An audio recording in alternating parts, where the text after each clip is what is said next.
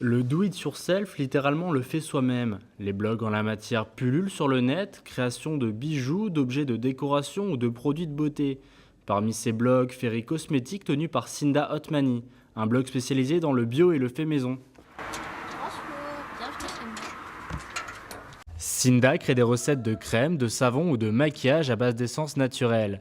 Des cosmétiques adaptables à chaque type de peau, souvent maltraités par les produits industriels.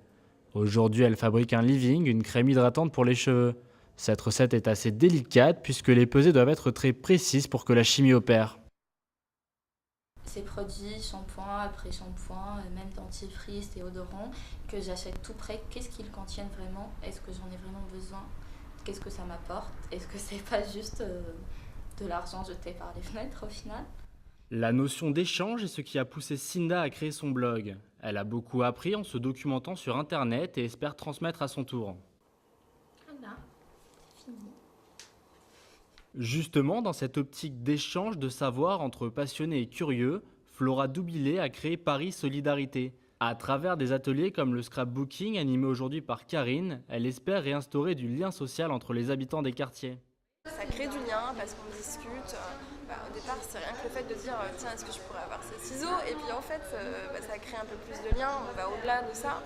Et ça crée des passerelles, je trouve, entre les personnes. On crée quelque chose pour soi, mais aussi on crée quelque chose avec les autres. Des mini-albums et aujourd'hui on va en réaliser un. Donc, vous voyez, toujours autour de la photo, on les découpe, on les présente. Monique Bellion, une retraitée dynamique, collectionne ce genre d'atelier. C'est un excellent moyen pour rester actif et faire travailler son cerveau tout en passant un bon moment.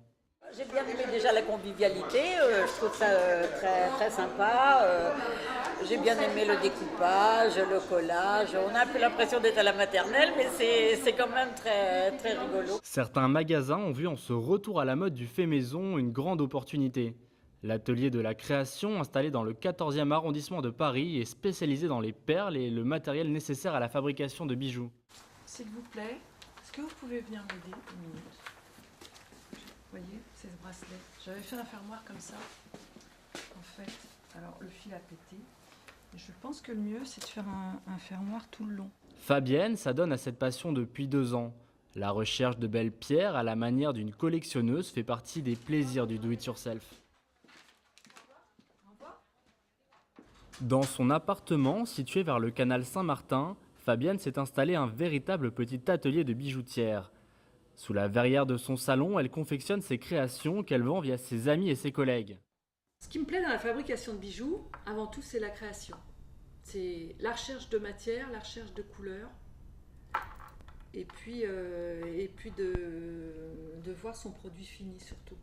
Dire que c'est un bijou unique que personne d'autre en fait n'aura. Chaque pièce créée est unique. L'an dernier, Fabienne a gagné environ 300 € en vendant quelques colliers. Un début prometteur pour elle qui rêve de pouvoir un jour quitter son travail et faire de sa passion son métier. De nombreux professionnels ont commencé comme Fabienne, dans leur salon, mais des lieux ont été créés pour permettre aux créateurs de se développer.